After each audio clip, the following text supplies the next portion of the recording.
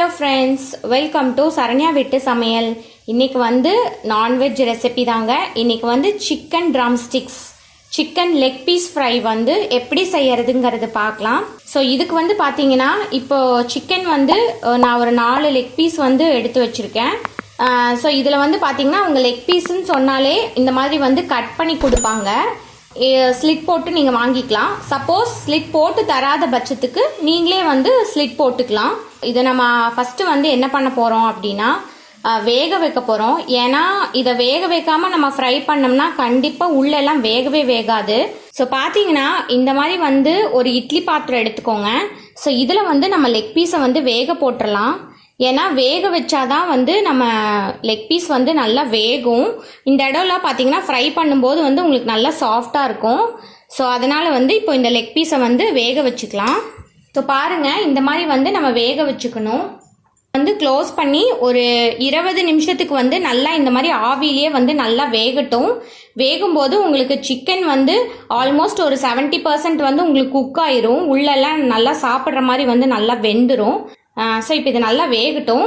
பாருங்கள், இப்போ சிக்கன் வந்து பார்த்தீங்கன்னா நல்லா ஒரு 15 மினிட்ஸ் 20 மினிட்ஸாக நல்லா வெந்துருச்சு. இப்போ சிக்கன் வந்து ஓரளவுக்கு நல்லாவே குக் ஆயிருச்சு. ஒரு 70% வந்து நல்லா குக் ஆயிருச்சு. இப்படி இருந்தால் மட்டும்தான் உங்களுக்கு இந்த இடம்லாம் சாப்பிடும்போது உங்களுக்கு வந்து நல்லா இருக்கும். ஃப்ளஷோட இல்லாமல் நல்லா சாஃப்டாக வந்து வெந்திருக்கும் எண்ணெயில் ஃப்ரை பண்ணும்போது. நான் குழந்தைங்க இருந்தாங்கன்னா வீட்டில் இந்த மாதிரி செஞ்சு கொடுங்க, அவங்க கண்டிப்பாக விரும்பி சாப்பிடுவாங்க. ஸோ இப்போ இதை வந்து எடுத்துடலாம். ஸோ இப்போ இது நல்லாவே வந்து நல்லா வெந்துருச்சு.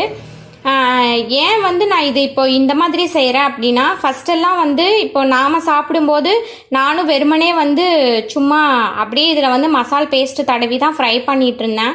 ஆனால் வந்து சாப்பிடும்போது பார்த்தீங்கன்னா இந்த இடம்லாம் வந்து வேகாமல் அப்படியே நம்ம ஒரிஜினலாக ஃப்ளஷ்ஷை சாப்பிட்டா எப்படி இருக்கும் அந்த மாதிரி இந்த சைடெல்லாம் டேஸ்ட் கொடுத்த மாதிரி இருந்துச்சு. என்னதான் நம்ம மசாலாலாம் உள்ளே நல்லா பரட்டி இறங்கி நல்லா மேரினேட் பண்ணி இருந்தாலுமே உங்களுக்கு வந்து இந்த இடம் உள்ளே சாப்பிடும்போது வந்து நல்லா வேகாத மாதிரியே ஒரு ஃபீலிங்காக இருந்துச்சு.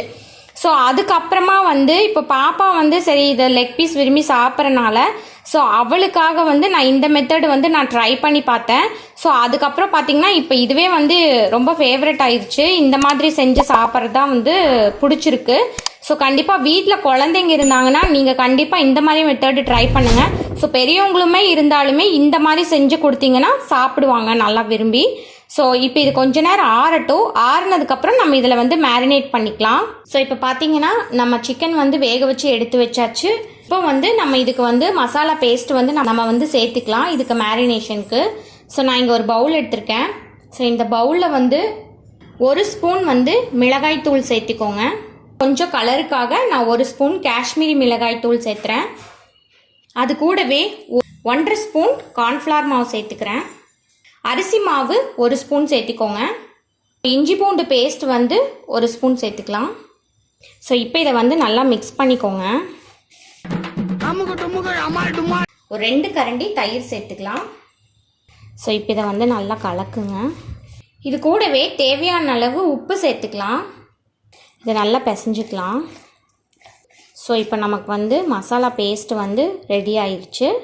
இப்போ நம்ம இதில் வந்து ஒவ்வொரு பீசஸாக வந்து நம்ம இதில் ஆட் பண்ணிக்கலாம்.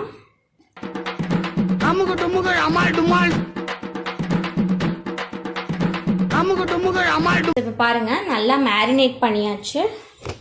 இல்லைன்னா வெளியிலேயே ஒரு 20 நிமிஷம் வந்து மேரினேட் பண்ணாலும் சரி. இது வந்து நல்லா வந்து மேரினேட் ஆகணும். ஸோ இது இப்படியே வந்து இருக்கட்டும். ஸோ இப்போ பார்த்தீங்கன்னா சிக்கன் லெக் பீஸ் வந்து மேரினேட் பண்ணல 1 மணி நேரம் வந்து நல்லா மேரினேட் ஆயிடுச்சு. இப்போ நம்ம இதை வந்து நல்லா பொரிச்சு எடுத்துக்கலாம். இப்போ இங்கே பார்த்தீங்கன்னா நான் எண்ணெய் வந்து சூடு பண்ணியிருக்கேன். நம்ம இந்த லெக் பீஸை வந்து நம்ம போட்டுடலாம்.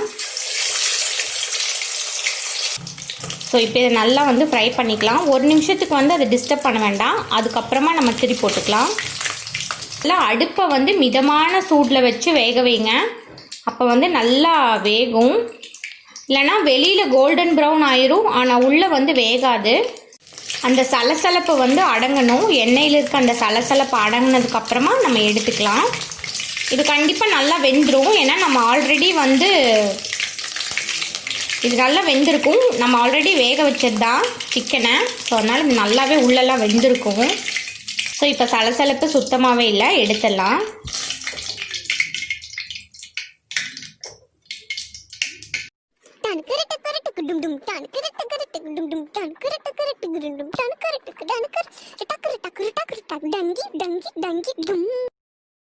ஸோ ஃப்ரெண்ட்ஸ், இப்போ நம்மளுடைய இந்த chicken drumsticks, chicken lollipop so ready ஆயிடுச்சு.